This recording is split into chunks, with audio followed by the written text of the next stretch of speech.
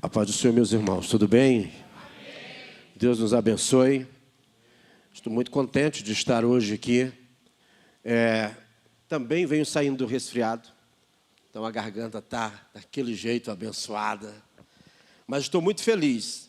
Na verdade, quando o pastor Amarildo me comentou da possibilidade de estarmos aqui, o nosso coração já se abriu, o desejo de vir, conhecer a igreja e falar de Jesus é um privilégio muito grande, é uma oportunidade que a gente não pode perder. É um convite que eu não sei recusar. Realmente, para eu recusar um convite para ministrar em uma igreja, tem que acontecer um evento muito especial, algo sobrenatural, talvez, que me impeça de atender um convite. Passei a semana preocupado, também a semana de cama, resfriado, mas preocupado e desejoso de estar aqui. E feliz, admirado com a beleza da igreja. É impossível você entrar numa igreja tão bonita e ver ela tão bem instrumentada. Você percebe o cuidado, o amor que o povo que congrega nela tem.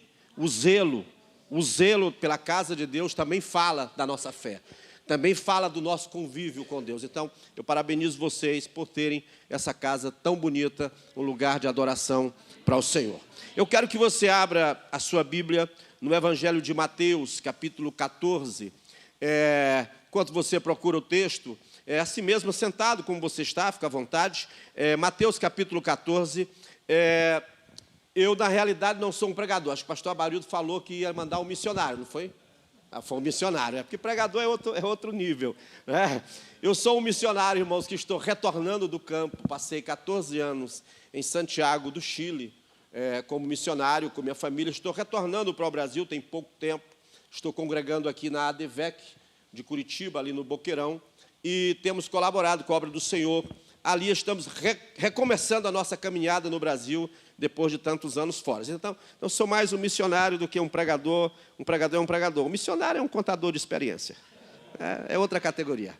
Amém? Mateus 14, a partir do versículo 22. Assim mesmo sentado como você está. A versão que eu trago comigo diz assim: E logo ordenou Jesus que os seus discípulos entrassem no barco e fossem adiante dele para o outro lado, enquanto ele despedia a multidão. Já despedida, a multidão subiu ao monte para orar, sozinho. E chegando já à tarde, ali estava ele só. E o barco estava no meio do mar, açoitado pelas ondas, porque o vento era contrário. Mas, à quarta vigília da noite, dirigiu-se Jesus para eles, caminhando sobre as águas. E os discípulos, vendo-o caminhar sobre as águas, assustaram-se e diziam: é um fantasma, e gritavam com medo. Jesus, porém, lhes falou logo, dizendo: não tenham medo, sou eu. E respondeu-lhe Pedro e disse: Senhor, se és tu, manda-me ter contigo, andando por sobre as águas. E Jesus disse: vem. E Pedro, descendo do barco, andou por sobre as águas e foi na direção de Jesus. Mas, sentindo o vento forte, teve medo e começou a ir para o fundo. E clamou, dizendo: Senhor, salva-me. E logo Jesus, estendendo a mão, segurou e lhe disse: homem de pequena fé, por que você duvidou? E quando ambos subiram ao barco, o vento cessou. Amém? Eu não sei se você prestou atenção na leitura desse texto, mas se você prestou atenção, não é necessário nem pregar. Esse é um daqueles textos que pregam sozinhos. A história desse texto é uma história fascinante. Na realidade, ela não começa aqui. Para a gente entender esse texto, eu quero retornar a um outro evangelho, Evangelho de Marcos, no capítulo 3. Jesus está começando o seu ministério. Ele está recrutando os primeiros seguidores. Ele já realizou alguns milagres. Ele já é um mestre conhecido. Os seus testemunhos já estão na boca das pessoas. E ele já tem um grande número de seguidores. Na realidade, Jesus não teve 12 discípulos. Ele teve muitos discípulos. E a Bíblia diz que ele já tem uma grande quantidade de discípulos. No capítulo 3 do Evangelho de Marcos, do versículo 13... 14 e versículo 15, a Bíblia diz que em um determinado dia, Jesus se separa dos seus discípulos e vai a um lugar sozinho para orar. E depois de haver orado, ele volta para o meio dos discípulos, e do meio dos discípulos, assim diz a Bíblia, e do meio dos seus discípulos, ele separa 12 homens, a quem ele vai chamar de apóstolos. Apóstolos. A palavra apóstolo tem origem do grego enviado. A palavra apóstolo quer dizer enviado, é a mesma origem da palavra missionário, enviado. Ele vai chamar 12 homens, vai tirar do meio dos discípulos, e esses vão ser chamados de apóstolos. E a Bíblia diz ali no versículo 14, que ele separa aqueles 12 homens com 3 propósitos. Primeiro propósito, para estar com ele, para andar com ele, para que onde ele fosse, eles fossem também, para que onde ele estivesse, eles estivessem também. Cristo nunca gostou de andar sozinho. Aliás, solidão é coisa que Deus não gosta. Quando Deus criou o homem, que viu que o homem estava só, providenciou para ele uma companheira, porque Deus nunca gostou de estar sozinho. Cristo não queria desenvolver o seu ministério na terra sozinho. Foi por isso que ele disse assim, se tiver 2 ou 3 e estiverem reunidos no meu nome, ali eu estou no meio deles. Cristo gosta de estar onde eu estou. Cristo gosta de estar onde você está. Cristo gosta de estar onde o seu povo se reúne para adorar o seu nome. Cristo gosta de estar onde nós estamos adorando a Ele. Primeiro, Ele separou eles para andar com Ele. Segundo, diz que Ele separou eles para que pregassem o seu evangelho, para que falassem dele por onde andassem, para que anunciassem da sua pessoa. E terceiro, para que colocassem livres aqueles que estivessem no cativeiro do pecado.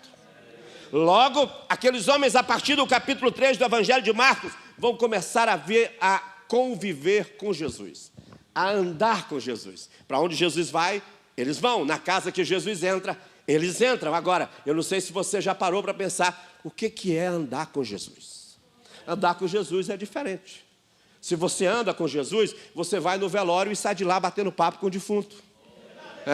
Se você anda com Jesus, você vai lá na casa do paralítico e sai de lá correndo com ele. Se você anda com Jesus, imagina, você entra na casa de alguém mudo e sai de lá falando. Andar com Jesus é diferente.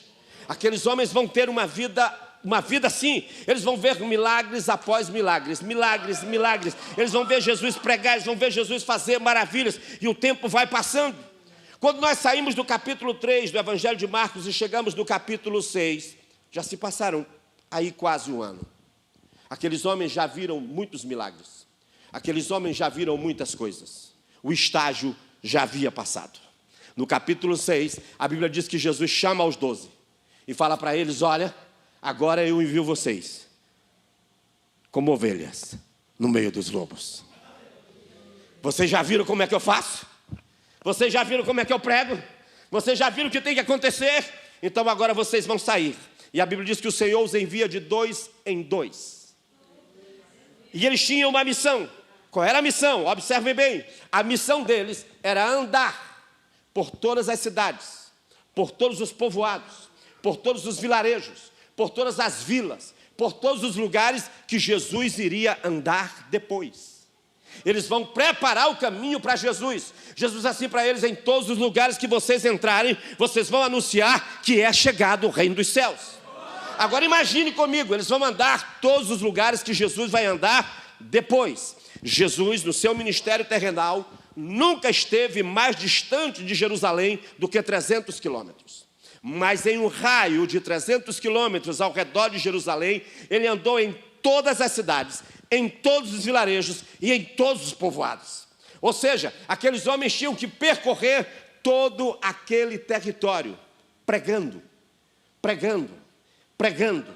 E o mais interessante, Jesus disse assim para eles: não levem mochila, não levem sapato, não levem 2 mudas de roupa, não leva dinheiro, não leva comida, não precisa levar nada, basta levar o meu nome, basta levar o meu nome. Eles saem com aquela missão. A Bíblia diz que o Espírito cooperava com eles, e onde eles andavam, enfermos eram curados, paralíticos andavam, os milagres aconteciam, a manifestação da glória de Deus através deles era algo visível, as pessoas viam e se fascinavam como Deus usava aqueles homens. E as pessoas queriam saber quem era aquele Jesus de quem eles falavam. Quem era aquele Jesus de quem eles anunciavam. Irmãos, pense comigo, eles andaram aí aproximadamente 300 quilômetros a pé, subindo o morro, descendo o morro, atravessando rios, vales, fugindo de bandidos. Às vezes em alguns lugares foram açoitados, em alguns lugares foram rejeitados, mas eles não pararam, eles continuaram, eles levaram a palavra. Há aproximadamente 20 anos atrás, eu tinha uma pequena empresa de representação comercial. Eu sou do Pará. Eu tinha uma pequena empresa de representação comercial. Minha esposa ela era funcionária pública federal concursada. E eu era líder de jovens em uma grande igreja lá do Pará. Para os irmãos terem uma noção da igreja, eu era líder de 7.000 jovens da igreja. Só a juventude da igreja eram 7.000. Eu era líder de 7.000 jovens, eu tinha uma empresa, minha esposa era concursada pública federal. E um dia nós fomos desafiados a fechar a empresa. Minha esposa foi desafiada a fazer um documento renunciando o seu cargo público para deixar tudo o que tínhamos e ir para um campo missionário em Santiago do Chile. E recebemos para pastorear uma igreja dentro de uma favela, uma igreja com 13 crentes, para quem era líder de 7.000 jovens, e assumir uma igreja dentro de uma favela com 13 crentes. O nome da favela? O Vulcão. O Vulcão. Nem a polícia entrava lá. Uma favela de 180.000 habitantes, que nem a polícia entrava. Para lá fomos. Não levamos dinheiro, não levamos 2 pares de sapato, não levamos muita coisa, mas levamos o nome. Levamos o nome. O poder do nome de Jesus é transformador. O poder do nome de Jesus é extraordinário. Quando nós chegamos naquela favela, tinha 3 igrejas. Hoje ela tem mais de 180. Porque o nome de Jesus é poderoso. Aqueles homens levaram o poder do nome. Agora a Bíblia diz que eles terminam a missão deles. Eles terminaram de pregar todo o território. E eles agora estão voltando. Imagine comigo, eles estão voltando de 2 em 2. Aqui vem Pedro e João. Ali vem André. Ali vem mais um. Ali vem João. Ali vem Tiago. E eles vêm se encontrando pelo caminho. Imagino eles felizes no caminho, dizendo: "Ô, Tiago, como você está, meu irmão?" "Rapaz, eu estava em Cafarnaum. E lá tinha um paralítico, orei por ele." Aí Tiago: "Não, rapaz, eu passei em Jericó. Lá tinha um cego." Aí Mateus diz: "Não, eu passei em tal lugar. Tinha uma mulher e isso." E cada um vinha contando um milagre. E eles querem contar para Jesus. Eles querem encontrar com Jesus. Eles querem dar o relatório missionário da viagem deles para Jesus. Eles querem falar para Jesus o que aconteceu. Aí a Bíblia diz, no capítulo 6 de Marcos, versículo 31, 32 e 33, que depois de haver feito aquela viagem, eles encontram com Jesus. Eles estão voltando. Eu acho que eles não estão muito descansados, porque eles estão voltando de uma viagem de 300 quilômetros a pé. Dedo cheio de calo, cabelo duro de tanto pó, cansados. O versículo 32 diz que eles não pararam nem para comer. Eles vêm com fome, eles vêm cansados. Eles não querem nem parar para comer, porque eles querem contar para Jesus. Quando eles encontram com Jesus, Jesus olha na cara deles, percebe o cansaço, percebe a fome. Aí no versículo 33, Jesus diz assim: "Não, vamos ali descansar." Irmão, deixa eu te falar um negócio. Cuidado quando Jesus disser: "Vamos descansar." Porque crente só descansa no céu, né, pastor? Se Jesus disser assim: "Meu filho, vamos ali descansar", pode comprar o caixão. Porque o lugar de crente descansar é no céu. Aqui nós estamos para trabalhar. Aqui nós estamos para pregar. Aqui nós estamos para anunciar. Aqui nós estamos para fazer a obra de Deus. Cansados ou sem cansaço, com fome ou alimentado, com luta ou sem luta, nós estamos aqui para pregar.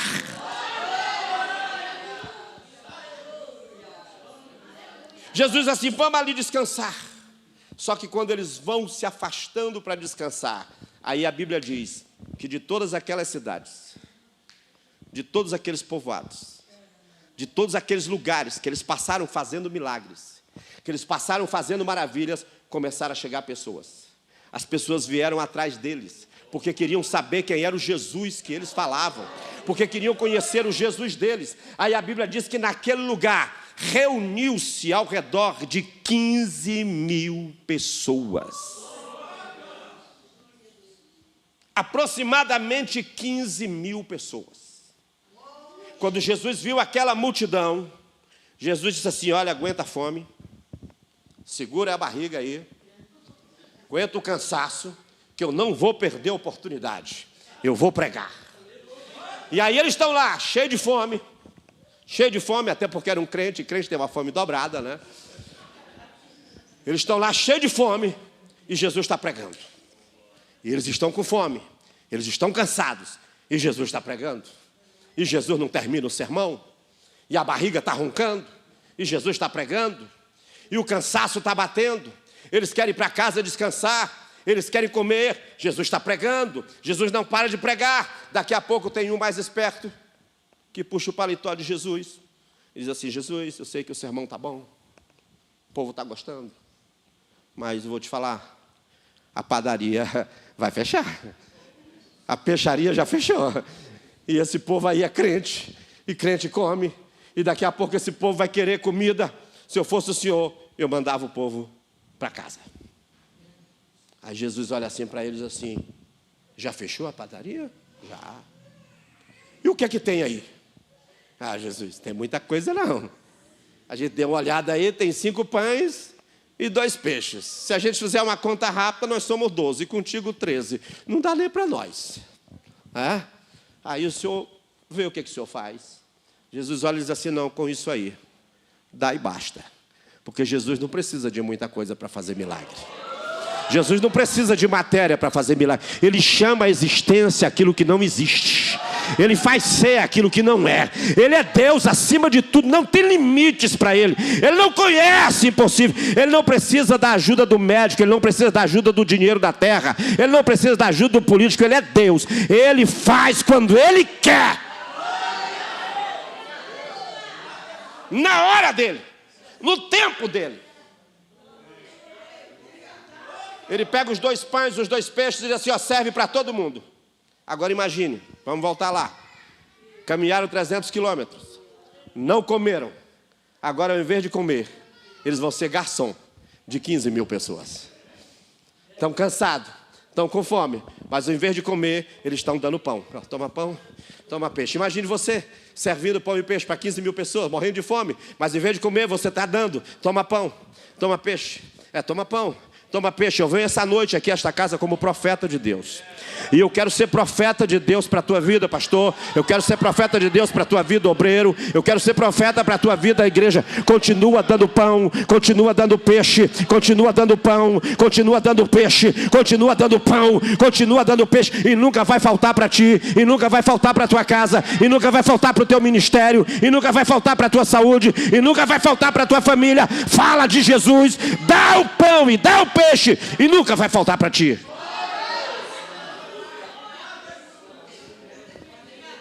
Sabe, irmãos, eu tenho uma certa dificuldade.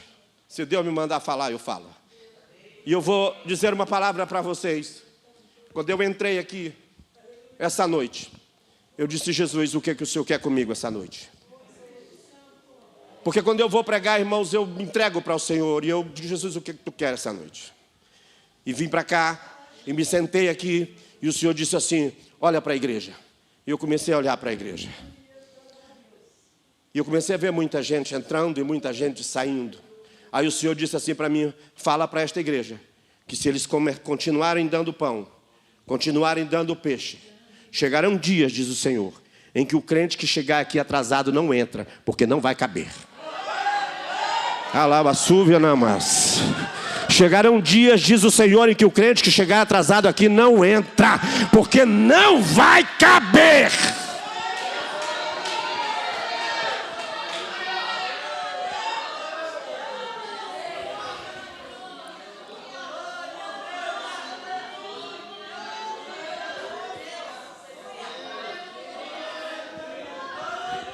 Quando a gente faz a obra de Deus com fé, as coisas acontecem.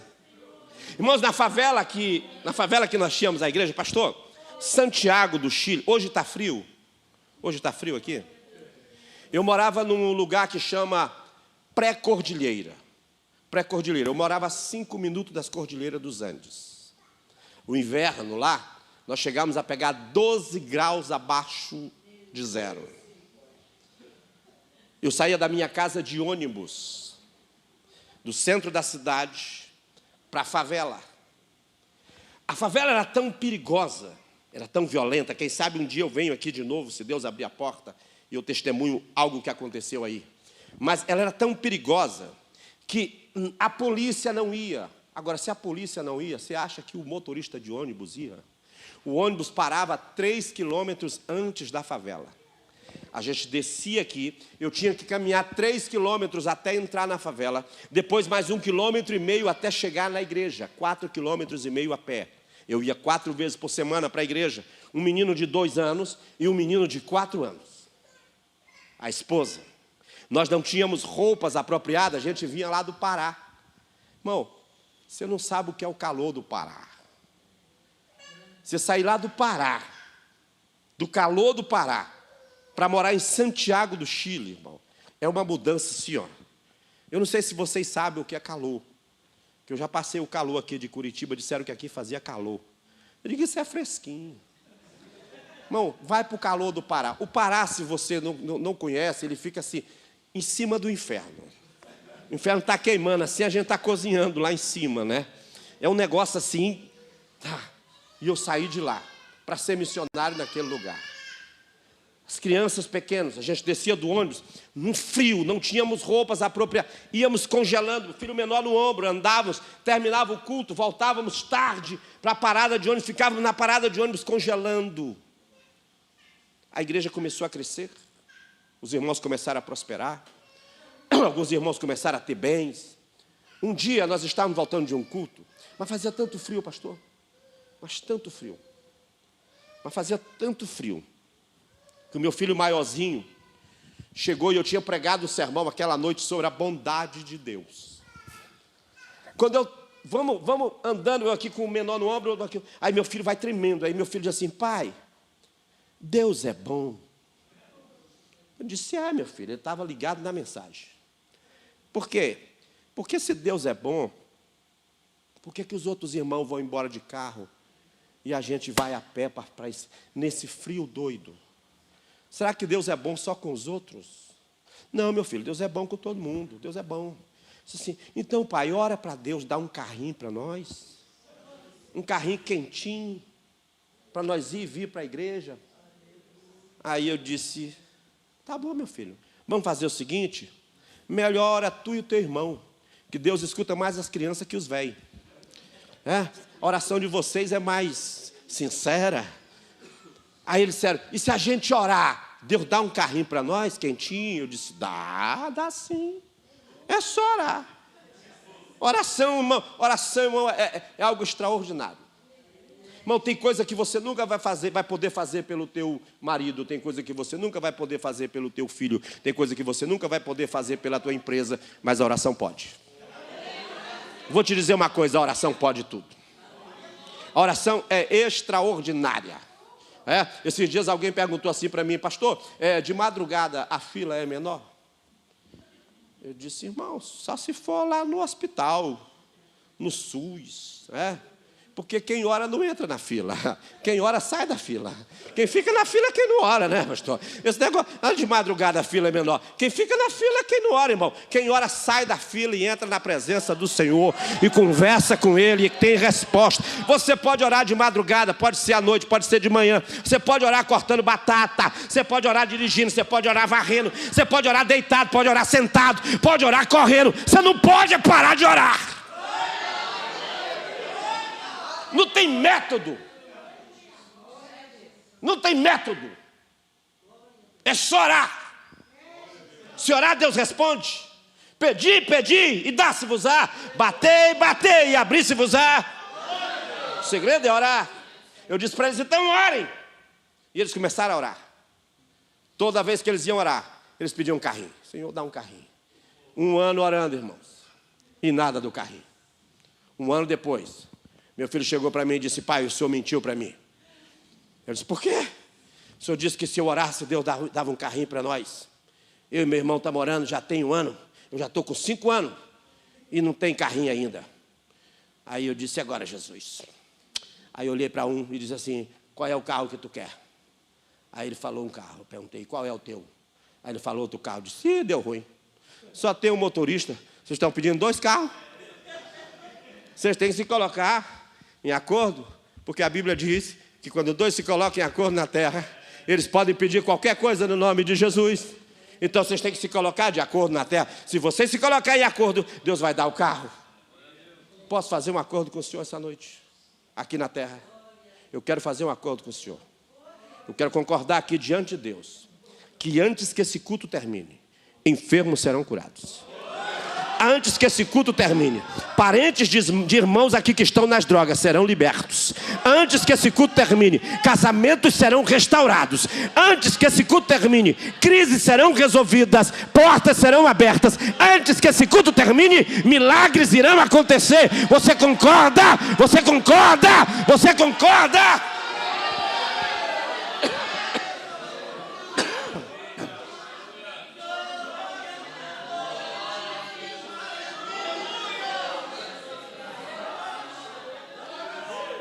Eu disse, se coloquem em acordo. Eles oraram mais 2 anos. 2 anos. Um dia meu filho chegou, estava tão cansado de orar, que ele chegou assim e disse, pai, eu já estou com 6 anos, 7 anos. Já levo 3 anos orando. E não venha com conversa não, que nós estamos pedindo o mesmo carro, da mesma cor, da mesma marca. Pai, será que para a gente ganhar um carro a gente tem que orar muito? Eu disse, meu filho, se orar pouco é carro velho. Tem gente que fica reclamando do emprego, é porque orou pouco. Se tivesse orado muito, eu estava reclamando, o emprego seria melhor.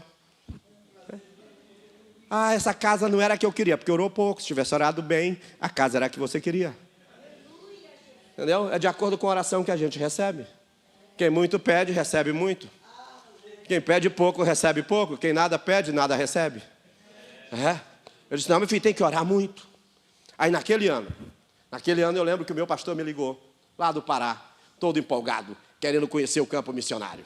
Aí me ligou e disse, pastor Evaldo, eu estou querendo lhe visitar aí no campo missionário, posso ir? Eu disse, claro, pastor, venha. Ele disse, mas eu não quero ir passar frio. Eu não gosto do frio, eu não viajo nem para o sul do Brasil, porque eu não gosto de frio. Eu gosto de calor. Então eu quero ir no mês mais quente. Vou com minha esposa e minha filha. Eu disse, então, pastor, venha em dezembro, porque dezembro é o mês mais quente de Santiago. Eu disse, então tá bom, mas prepara assim, 2 cultos, prepara um culto sábado na rua. Eu quero pregar na rua, vou pregar em português, tu me interpreta em espanhol, que é para fazer uns vídeos, que é para passar aqui na igreja eu pregando no campo missionário. Eu disse, tudo bem, eu vou preparar aqui um culto na favela, no meio da favela, fazer uma cruzada, e depois o senhor prega no domingo na igreja. Ele disse, então tá bom, vamos filmar tudo. Eu disse, tá bom, pastor. Aí ele foi, viajou, chegou lá em dezembro, que é o mês mais quente, fui buscar ele no aeroporto com a esposa, na sexta-feira, fizemos o jantar em casa. Aí no sábado, saí cedo, fui para lá, montar caminhão com som, equipamento, para fazer a cruzada no meio da favela. E estava um solzinho bonito, pastor, um negócio assim, gostoso. Santiago, o Chile é assim, irmãos, é um país estreito. Do lado você tem o mar, a parte mais larga do país só tem 300 quilômetros. Aqui é cordilheira, coberta de gelo, o ano todo. O vento geralmente vem do mar para a cordilheira. Só que esse dia, quando nós estamos começando o culto, eu estou lá em cima do caminhão, ele está lá embaixo numa cadeira, com a esposa e a filha. De repente o vento mudou de lado. Ao invés do vento vir quentinho, trazendo a brisa do mar para a cordilheira, o vento começou a vir da cordilheira para o mar. Então o vento primeiro passava por cima daquele monte de neve, daquele monte de gelo, e quando ele chegava na gente, parecia que era faca. Vinha dividindo a alma, a junta, a medula, tudo. Frio, meu irmão. Frio. Frio que eu olhei assim para o meu pastor, ele estava encolhido na cadeira. A esposa sentada numa perna e a filha sentada na outra. E os três abraçados. Aí os crentes foram em casa, buscaram lençol, e eles ali com lençol. E assim, tremendo, tremendo, tremendo de frio. Daqui a pouco ele me chama, vem aqui, vem aqui, vem aqui. Aí eu vou lá e ele disse, prega tu mesmo. É que eu não dou conta nem de falar. Está tudo travado. Não consigo falar. Aí eu preguei. Terminamos o culto, fomos para casa. Chegamos em casa, ele disse, meu filho, me faz um café. Pelo amor de Deus, um café. Aí ele nem quis entrar. Aí a nossa casa era na cerâmica, mas a igreja era toda no carpete. Ele disse, vamos para a igreja. Aí ele chegou na igreja, não quis sentar no banco, porque já sentou no chão, porque o carpete é mais quentinho, né? Ele sentou no chão e tomava o café assim, tremendo. Ele disse assim, meu filho, como é que tu aguenta? Eu digo, aguenta o quê, pastor?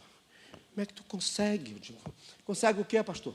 Como é que tu visita os crentes quando eles estão doentes? Eu digo, a pé, pastor. Rapaz, como é que tu vai para a igreja lá naquela favela?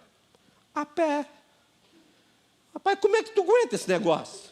Isso está errado. Estou sabendo, pastor. Ele disse, tu precisa de um carro. Eu disse, estou sabendo disso faz anos. Ele disse assim, pô, eu vou te dar um carro. Só que assim, né? Para missionário o negócio não é fácil, não. Para missionário vem diferente. Ele disse assim, eu vou te levar lá no Pará. Ele tem 180 igrejas lá no Pará. Ele disse assim, eu vou te levar lá no Pará e vou te fazer algumas agendas. Tu vai passar 3 meses pregando lá. Cada igreja vai dar uma oferta, depois tu junta tudo, traz e compra um carro. Ele disse, tá bom. Aí eu passei 90 dias no Pará e ele fez 92 agendas. Em 90 dias eu tive que pregar 92 vezes. É porque tem gente que compra um carro em 60 prestação, né? Missionário compra em 90 pregação.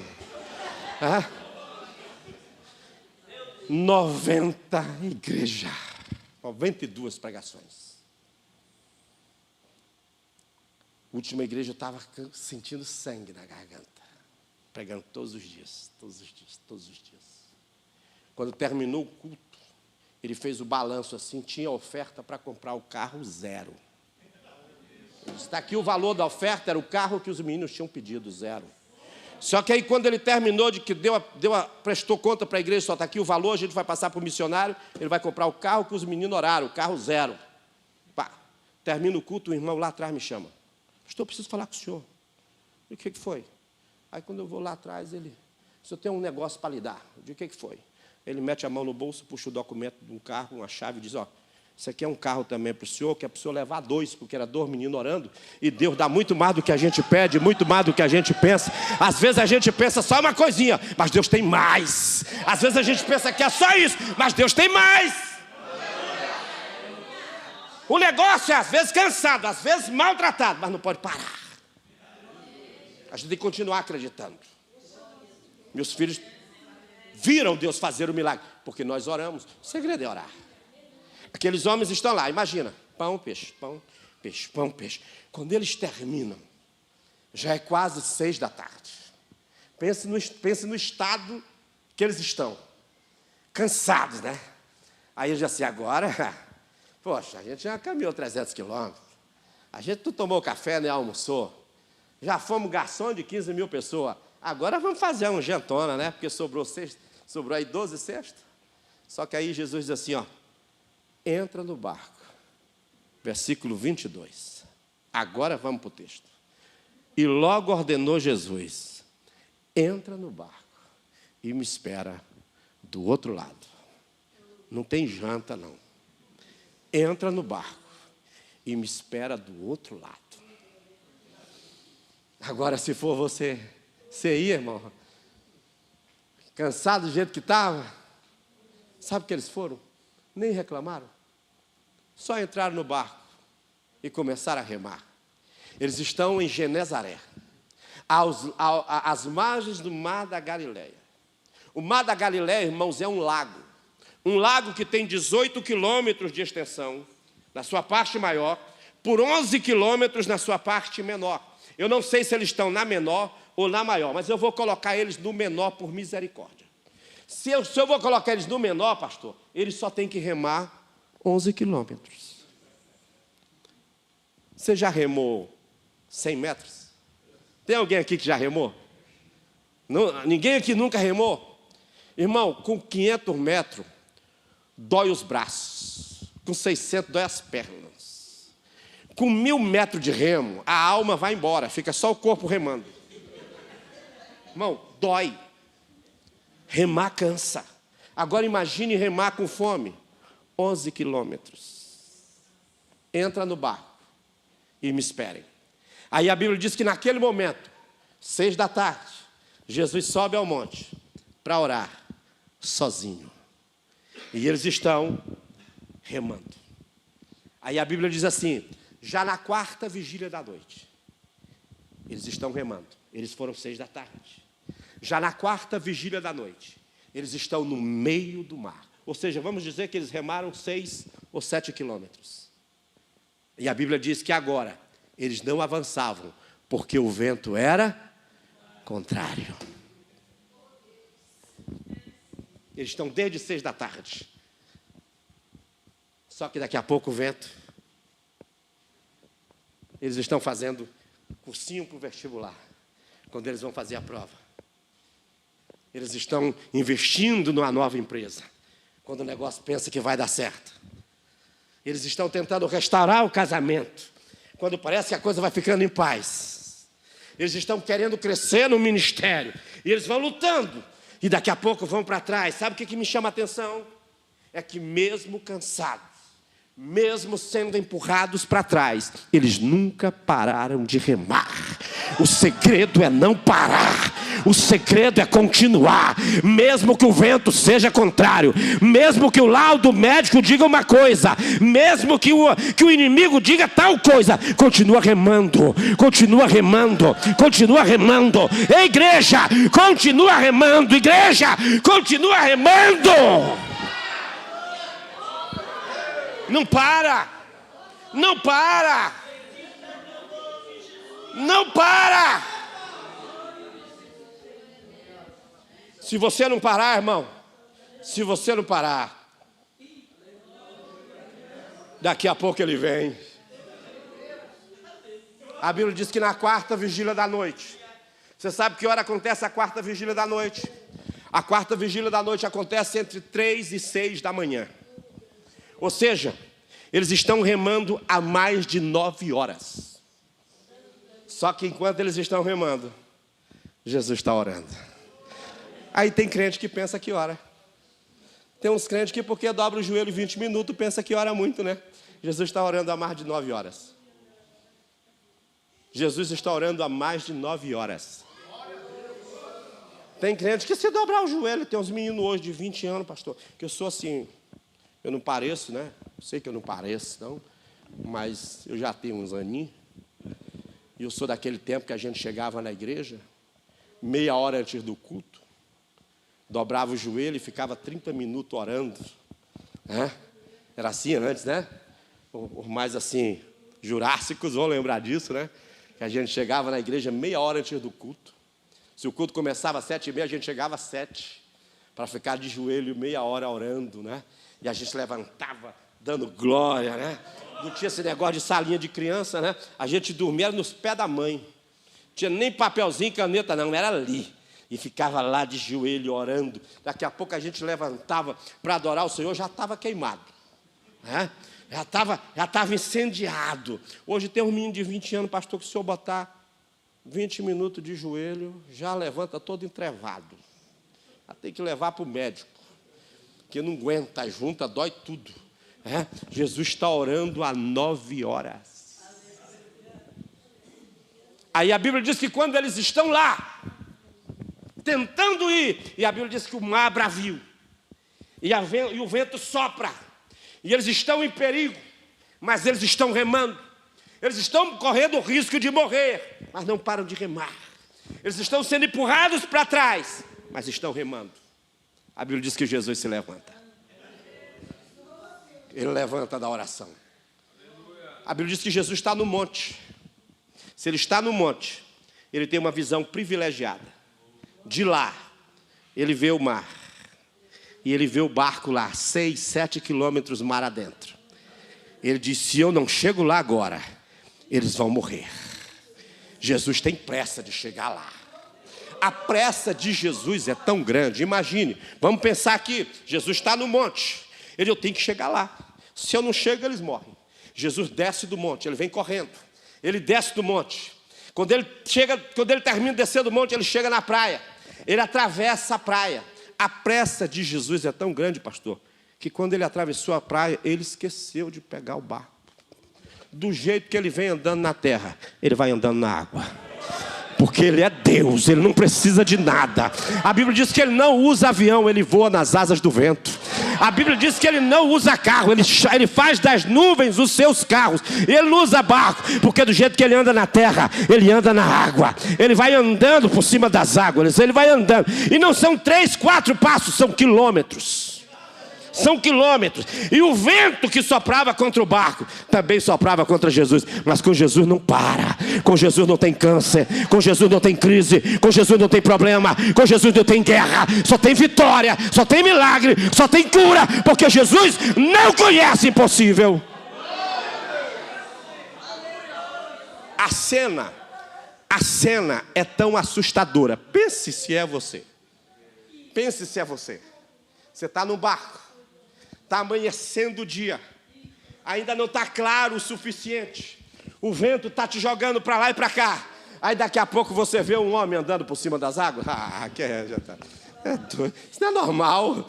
Irmão, a cena foi tão assustadora que a Bíblia diz que os discípulos olharam para ele e ao invés de se alegrar, começaram a gritar, é um fantasma. Pedro, estou vendo um fantasma. Ô João, olha o fantasma, agora vamos morrer todo mundo. Tem um fantasma andando por cima das águas. A cena era tão extraordinária que eles não estavam acreditando. A Bíblia diz que uma certa vez Abacuque, vendo o sofrimento do seu povo, orou ao Senhor e perguntou, Senhor, por que o ímpio prospera enquanto o justo padece? Sabe o que foi que o Senhor falou para Abacuque? O Senhor disse assim, Abacuque, eis que farei nos teus dias coisas tão extraordinárias que quando forem contadas nem você vai acreditar.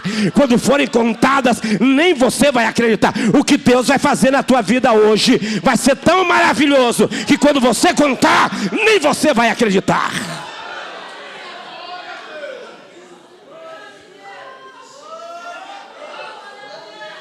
Tanto tempo convivendo com Jesus e eles pensavam que era um fantasma.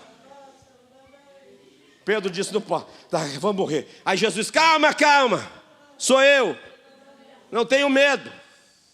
Aí o Pedrão disse, não acredito. É tu mesmo, Jesus? Sou eu, Pedro. Acredito não. É eu, Pedro. É tu mesmo, Senhor? É eu. Só acredito vendo. Se é tu, deixa eu ir ter contigo, andando por sobre as águas. Aí Jesus assim, vem. Aí o Pedrão, né, sai do barco, meio crente, que crente não sai correndo, né? Eu fico pensando em Pedro saindo do barco. Você acha que ele saiu, foi correndo? Não, meu irmão. Pedro era crente, né? Pedro sai do barco assim, ó.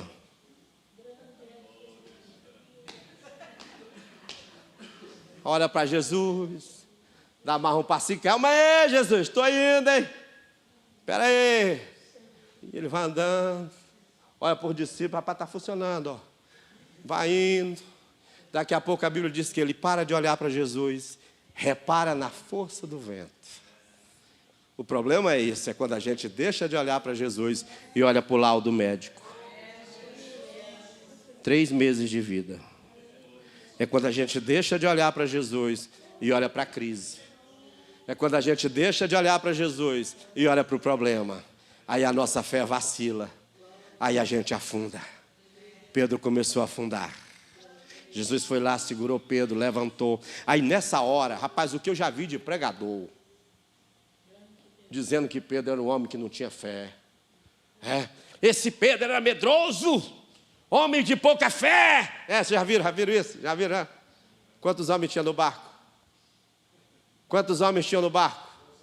Quantos saíram do barco? Quem era o mais valente? O mais valente era Pedro, irmãos. Por que os outros não saíram? Por que os outros não andaram em cima das águas? Só prova de milagre quem tem coragem de andar com Jesus. Só prova milagre quem tem coragem de largar tudo para andar com Jesus.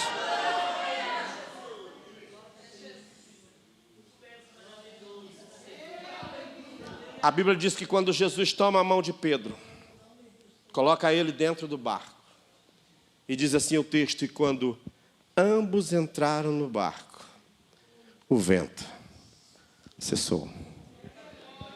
Não precisou uma ordem, só precisou Jesus entrar no barco. Não precisou ele fazer nada, só precisou ele entrar. Quando ele entra na nossa vida, milagres acontecem. Eu passei 14 anos no campo, e eu poderia contar aqui inúmeros milagres. Eu já passei um grande terremoto, vários terremotos, mas um muito grande, em que na minha casa não se quebrou nenhum copo. Eu já tive armas de traficantes na favela postos na cabeça, sim, já fui desafiado por traficante dentro da igreja. Quem sabe, em uma outra ocasião, a gente testifica outras coisas. Mas esse texto em particular, ele é um texto que marca muito a minha vida. Eu escolhi esse texto, porque esse texto ele marca um momento assim, que marcou a minha vida. Algumas pessoas já me pediram para escrever livros, mas eu passei tanto tempo no campo missionário e eu vivi tantas experiências que, se eu for começar a escrever minhas experiências, vai dar uma Bíblia. Então eu prefiro não escrever. Quem escutar, escuta. Mas se eu um dia fosse escrever um livro, certamente esse capítulo teria que estar. Quando nós já estávamos há 3 anos no campo, meu filho maior, meu filho mais velho, ele se chama Gabriel. O Gabriel, quando ele foi para o campo missionário, ele tinha 4 aninhos. 4 anos. Quando o Gabriel tinha 7 anos, nós já tínhamos, a igreja já havia avançado, nós já tínhamos uma igreja com um bom número de membros. Com 3 meses que nós chegamos na favela, nós já tínhamos mais de 90 crentes. Então a igreja cresceu muito rápido, nós abrimos algumas filiais, e eu sou músico, sim, não como vocês, que eu vi aqui que a galera aqui é outro nível, né? Eu toco dó, ré, dó, eu com 2 notas, meu irmão, eu toco 50 hinos, nem mudo o tom que é para não subtonar, entendeu? Já fica ali só naquela pá, e eu vou, até porque lá no Chile é diferente, irmão, vocês cantaram 5 canções. Lá no Chile a gente canta 30 só para começar o culto. O culto lá demora 6 horas. Né? Quando eu cheguei lá, eu achei estranho, que o culto era 6 horas de culto. E diz assim: vamos cantar, todo mundo em pé. Eles cantam 50 hinos, ninguém se senta. Se alguém se senta, eles olham tudo com cara feia. Entendeu? Todo mundo levanta. Se a gente vamos ofertar, você precisa ver na hora da oferta. Eles vêm dançando, vêm cantando, e oferta é um negócio diferente. Aí quando eu cheguei lá, que eu vi que o culto era de 6 horas, eu disse: então eu vou fazer o seguinte, a partir de hoje eu vou pregar 3 horas. Vocês cantam 3 horas e eu prego 3 horas, que é para ficar empate. Por isso que eu demoro. Costumei. Mas era assim um negócio tão diferente. E eu comecei a tocar sozinho, era eu, um violão, eu dirigia o culto com o violão. Só que aí começaram a chegar músicos, e chegou um casal de músicos. A esposa cantava muito bem, e o marido tocava muito bem vários instrumentos. E um dia ele chegou para mim, ele começou a tocar comigo na igreja. E um dia ele chegou e disse: pastor, por que o senhor não pega o seu violão um dia, vai lá para casa, e vamos pegar algumas músicas da igreja brasileira, traduzir para o espanhol para cantarmos nos nossos cultos. Eu disse: beleza, irmão, eu vou para lá. Ele disse: então o senhor vem cedo, vem logo assim, bem cedo para passar. Eu digo: não, beleza, café, almoço e janta. Vou com a família. Sou bobo. Me convidou para passar o dia. Sou crente, irmão, sou discípulo de Jesus. Vocês já viram Jesus em algum lugar sem comer? Dá uma olhadinha na Bíblia. Todo milagre de Jesus tem a comida. Se ele não comeu antes, ele come depois, né? Você pode ver que nos milagres de Jesus ou está indo comer ou está voltando da comida. Todo milagre de Jesus tem uma comida, né? Eu digo, irmão, se é uma comida, vamos lá. Café, almoço e janta. Levei o violão, passamos o dia lá, escrevendo músicas. Traduzir música é muito difícil. Porque quem é músico, sobretudo quem é músico, vai entender o que eu digo. Não é só traduzir palavras. A gente tem que traduzir e encaixar no tempo musical, nos acordes. Às vezes essa palavra é muito grande. Você tem que colocar uma palavra que substitua para poder dar naquele tempo. Quem é músico entende dessa questão. Então, às vezes você pode passar um dia inteiro para traduzir uma estrofe de uma música, para poder ficar bem alinhada com o tempo musical. Então, passamos o dia escrevendo, colocando notas, mudando os acordes, buscando o melhor tom para cantar. E quando deu umas 5 horas da tarde, o almoço já havia passado o efeito. Minha esposa saiu com a esposa do irmão, foram no supermercado comprar um lanchinho da tarde, e a gente continuou escrevendo. E 5 horas da tarde, meus filhos foram para a rua, com os filhos daquele casal, jogar futebol. 5h30, o filho mais velho daquele casal entrou e gritou, pastor, corre que atropelaram seu filho. 7 aninhos. Quando eu cheguei na rua, havia uma multidão. E meu filho estava assim como crucificado. Atropelaram ele por trás. Ele foi lançado a uns 7, 8 metros. E o que parou a queda dele foi o rosto. Ele caiu com o rosto no chão e ainda saiu arrastando assim, mais uns 3, 4 metros. E ele estava em coma, sufocando, morrendo afogado no próprio sangue. Uma poça de sangue debaixo do rosto. Aquela era a cena. Quando eu vi aquilo, eu gritei, irmão Daniel, corre, pega o carro e vamos levar o menino para o hospital. Ele tira o carro da garagem rápido, eu entro no meio da multidão. Quando eu me abaixei para pegar o meu filho, me seguraram. Eles disseram, não toque na criança, é perigoso. Nós já chamamos a ambulância, os médicos vão chegar. Não toque, eu digo, não, vou levar. Ele vai morrer, ele está morrendo afogado no próprio sangue. Não, o senhor não pode levar. E gritavam comigo e diziam, não leva, não leva. Eu digo, eu levo. Não leva, eu digo, eu levo. Nessa hora o nordestino já saiu da casinha. Eu digo, vou puxar a peixeira. Possível? Olhei sério, vou levar. Dei um grito assim no meio de todo. Vou levar. Aí uma senhora meia brava olhou para mim e disse, por que o senhor vai levar? Eu disse, porque esse menino é meu. Ele é meu filho. E eu tenho problema comigo, irmão. Depois que Deus me dá, é meu. Não tem diabo que me tome a promessa. Depois que Deus me dá, é meu. Deixa eu te dizer uma coisa, irmão. O marido é teu, ele não é do vício. Aquele menino lá é teu filho, é teu sobrinho, é teu neto. Ele não é das drogas, ele não é do crime, é teu filho.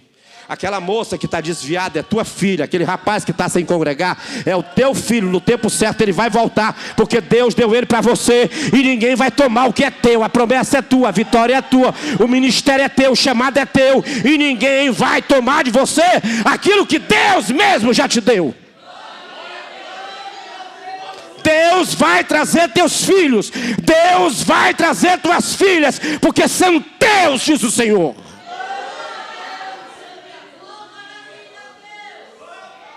Peguei o menino, deitamos no banco do carro, eu deitei ele aqui no peito. O sangue me lavou, aquele sangue quente, correndo. E fomos para o hospital. Meia hora depois estávamos no hospital, entraram com meu filho. Não tinha UTI, e ele já estava em coma, colocaram ele numa UTI móvel. E começaram a fazer exames, radiografias, tomografias. Depois de quase 2 horas de exame, me chama uma doutora e diz assim, quem é o pai do Gabriel? Me apresentei, ela disse, olha, pai, a situação é complicada. O seu filho quebrou o rosto em 22 lugares. Ele tem 22 fraturas no rosto. O nariz foi totalmente desfeito no que ele se arrastou no asfalto. Ele tem só as fossas nasais. A testa dele está afundada em quase 2 centímetros. O cérebro dele está comprimido. Eu disse, o que o senhor quer dizer com isso, doutor? Quer dizer que não tem o que fazer. aqui, se ele talvez saísse do coma, a gente ia ter que cortar a testa para liberar o cérebro, para pulsar o cérebro. Mas mesmo assim, ele não ia nem saber quem ele é. Ia ter memória, porque o dano neurológico que ele sofreu é muito grande, destruiu parte do cérebro. Então não vai funcionar. Ele não vai falar, ele não vai saber o nome dele, ele não vai saber quem é o senhor. Fora que, se ele acordasse, a gente fizesse isso, e ainda ele sobrevivesse, ele ia precisar fazer umas 10 cirurgias de reconstituição facial. Depois, mais umas 10 cirurgias plásticas, pai. Ele não tem nenhum dente. Ele quebrou todos os dentes. Olha, se ele sobrevivesse a tudo isso, talvez ele parecesse gente. Parecesse gente. Eu disse, doutora, corta a cabeça. Deixa sem cabeça, mas deixa vivo. Ela olhou assim para mim, você é doido. Tem que ser doido. Missionário. Se você vê um missionário que não é doido, não presta para ser missionário. Você chamar alguém para o campo missionário, tem que ser maluco, irmão. Vai lá, não leva 2 pares de sapato, não. Não leva dinheiro, não leva comida, não leva... Você é doido. É doido. A pessoa, Deus fala para Moisés, Moisés, leva meu povo. Para onde? Para Canaã. Aí Moisés diz assim, povo, vamos para Canaã. E o povo diz, onde é que fica isso, Moisés? Sei lá. Deus mandou a gente ir. Tem padaria no caminho? Tem nada, vai cair pão do céu. E água a gente vai beber da onde? Da rocha. A pessoa, rapaz, no deserto o milagre é tão fascinante que eles não entravam na loja para comprar sapato. Eles não entravam na loja para comprar roupa. Não era só o pé que crescia, pastor. O sapato crescia junto. Se parar para pensar, a roupa crescia do corpo. O sapato crescia no pé. Quando Deus quer fazer milagre, irmão, Ele surpreende. Eu disse para a doutora, corta a cabeça, mas deixa vivo. Ela disse, pai, nós vamos mandar ele para outro hospital, porque aqui nós não podemos fazer nada. Eu quero resumir. Nós andamos aquela noite em 5 hospitais. De 5 da tarde até 5 da manhã. Foram 5 hospitais. Em cada hospital que íamos, que chegávamos lá, cheio de esperança, os médicos olhavam para nós e diziam, vou mandar para outro hospital, porque não sei o que fazer. Para trás de novo. Chegávamos no outro hospital, repetia os exames, dava esperança para a gente, vamos para outro hospital. Chegava no outro hospital, vamos mandar para outro hospital. Remava tudo para trás outra vez.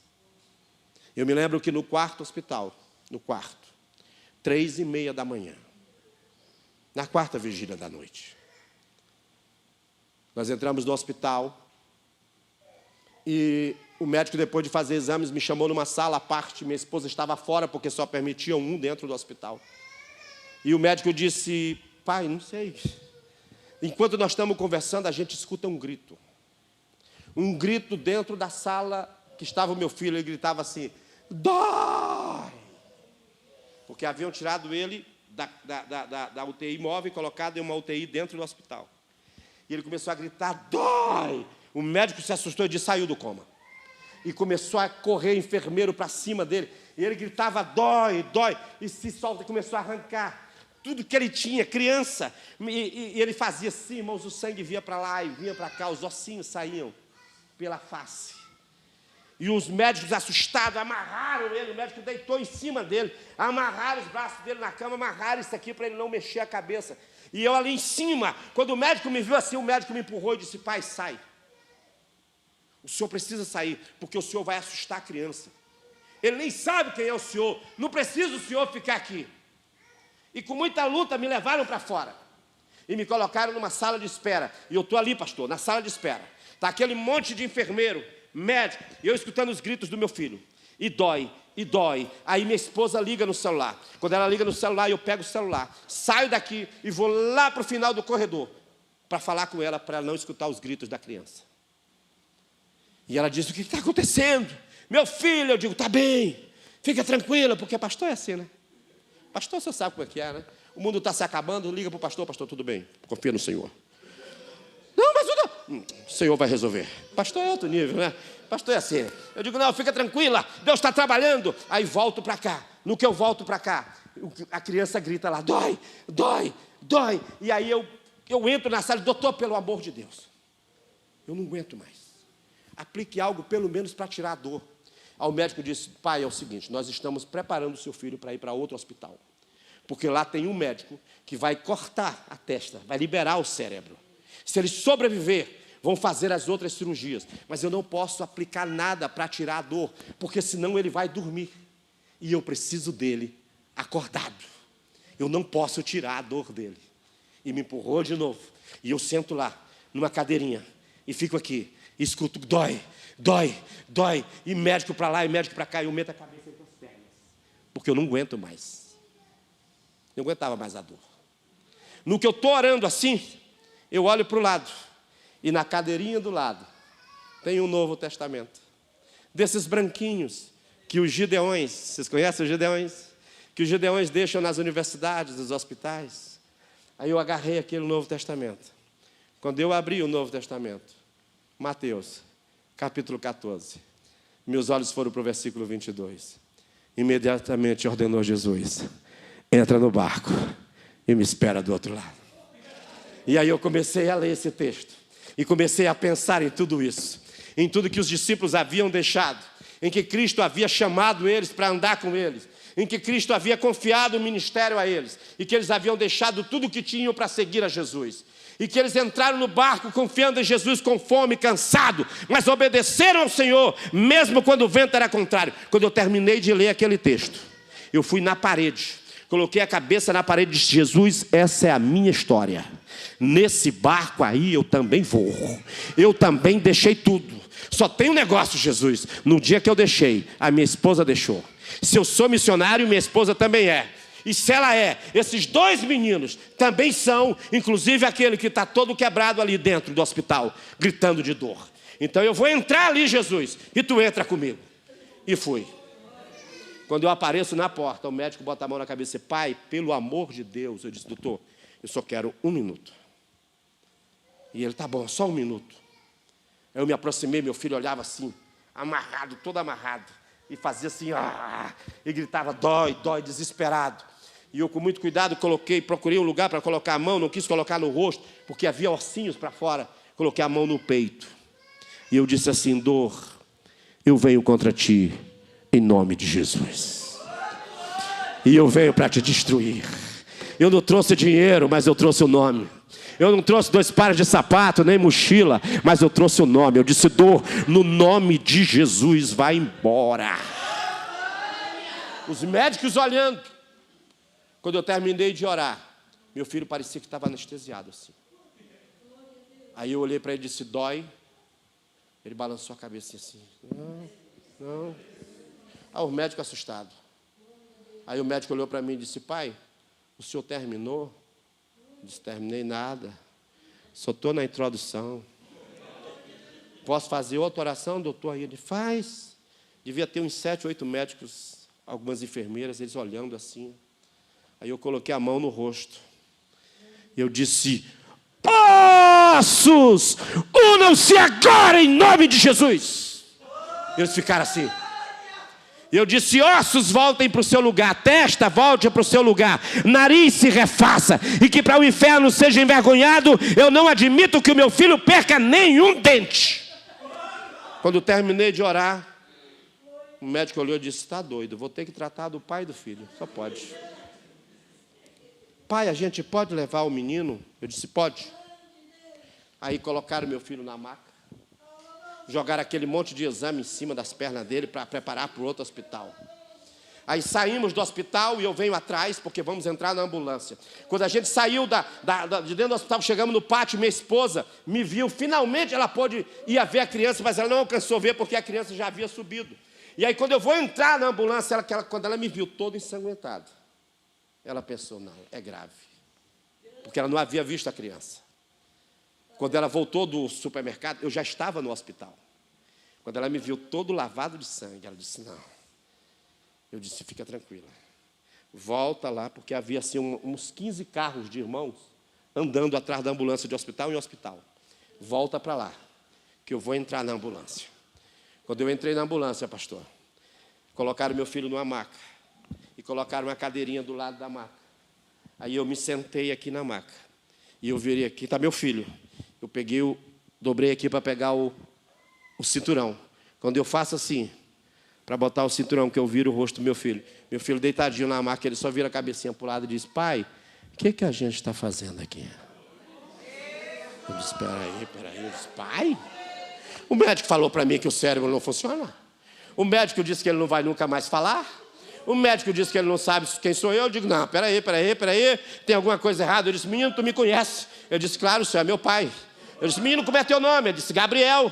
Eu disse: menino, como é meu nome? Ele disse: Evaldo, pai. O senhor está perdendo a memória, está ficando velho, Eu digo: não, meu filho, fala uma coisa, como é o nome do teu irmão? Eu disse: meu irmão é Rafael. Eu disse: menino, está brincando comigo. Menino, pai, onde é que a gente está? Meu filho, nós estamos na ambulância. Ah, estão indo levar para o hospital, né? O senhor não está bem? Eu disse: não, eu estou bem. Me diz uma coisa, como é o nome da tua mãe? Marcione. Menino, tu nasceu onde? Pai, eu nasci no Brasil. Pai, o senhor está bem? O senhor está bem não, hein? Menino, tu nasceu aonde? No Brasil. Menino, onde é que tu mora agora? Pai, a gente mora no Chile. O senhor esqueceu? Nós somos missionários. Nós estamos aqui porque o senhor mandou a gente para cá. E a gente veio para cá falar de Jesus, pai. Fomos conversando a viagem inteira. Chegamos no hospital, 6 da manhã. Meteram meu filho para dentro. E foram para o centro cirúrgico. 6h30. Minha esposa veio, sentou do meu lado. 7h30. 8h30. 9h30. Passadinho de 9h30. Vem um médico, bem grandão, estrangeiro, americano, branco, alto. Quem é o pai do Gabriel? Sou eu, doutor. Chega aqui. Zangado, homem brabo. Nunca tinha visto um homem mais brabo que aquele. Olhou assim para mim: o senhor é brasileiro? Eu disse: sou. Disse uma coisa: como é que está a saúde lá no Brasil? Eu disse: lá está mais ou menos. A gente tem lá um plano universal que se chama SUS.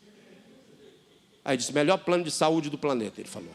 Não tem lugar, não tem plano de saúde melhor que o SUS. Ele disse: ninguém trata os seus enfermos tão bem como os médicos brasileiros. Eu disse: é mesmo, doutor? Pobre dos outros países, então. Ele disse: ruim é aqui no Chile. Eu disse: se aqui tiver pior que lá, ele vai dizer que o menino morreu. Eu disse: doutor, fale logo o que o senhor quer dizer. Ele disse: rapaz, o negócio é o seguinte, eu vou te falar. Eu comecei a operar ontem, 1 da tarde. Eu tenho minha equipe, somos 8 pessoas. Só opero com minha equipe. Começamos 1 da tarde. Fomos operando. Opera um, opera outro. Não paramos para nada. Quando eu terminei, a minha última cirurgia era 1h30 da manhã. Eu moro daqui 40 minutos de distância. 1h30 da manhã, fui para casa. Cheguei lá, já era 2 e algo. Botei uma sopinha no fogo. Frio, doido. Entro no banheiro para tomar um banho. Quando eu começo a tomar banho, o telefone toca. Eu saio todo molhado, morrendo de frio. Agarro no telefone. Aí diz: olha para o teu e-mail. Quando abro o e-mail, aí eles começam a mandar exames, fotografias. E é um menino que está todo quebrado, que o rosto está quebrado, que tem 22 ossos quebrados, que não tem mais dente, que não tem mais nariz, que a testa está funda. E eu começo a ver os exames. Aí disseram: doutor, o senhor tem que voltar para o hospital urgente, porque esse menino está vindo para ser operado. O senhor precisa chamar. Aí diz assim: 3 da manhã, eu pego o telefone e começo a ligar para tudo quanto é.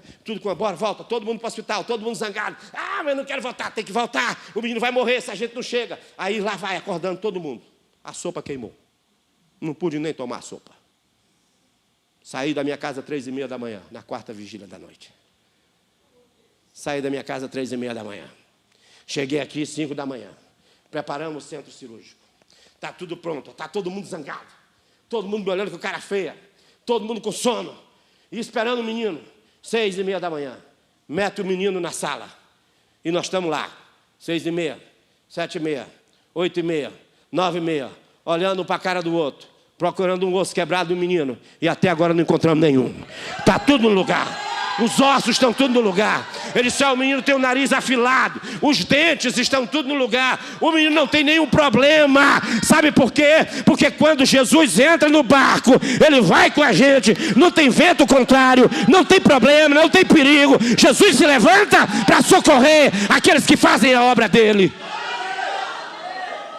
Faz a obra de Deus e Jesus se levanta para te ajudar. Continua fazendo a obra de Deus e Jesus se levanta para te ajudar. Continua fazendo a obra de Deus e Jesus se levanta da oração para te ajudar. Meu filho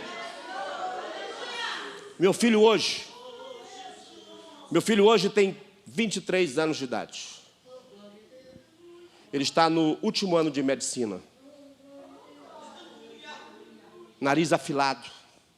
Meu filho não tem uma cicatriz no rosto.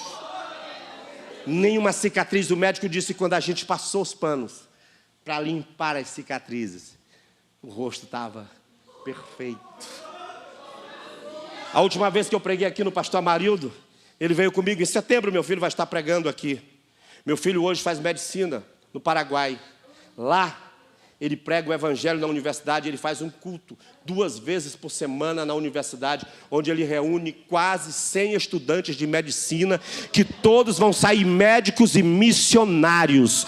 Vão voltar para suas cidades médicos e missionários. Meu filho hoje prega, o pregador é ele, muito melhor que eu. Viaja por nações pregando o evangelho. Porque o vento que era contrário na minha vida, Jesus deu volta. E hoje o vento sopra ao meu favor. Eu quero te dizer uma palavra profética. Se você crer, recebe. Jesus hoje vai mudar a direção do vento. O vento que estava soprando contrário ao teu casamento, o vento que soprava contrário à tua saúde, ao teu ministério, hoje vai soprar ao teu favor. Você crê nisso? Você crê nisso? Fica de pé se você crer.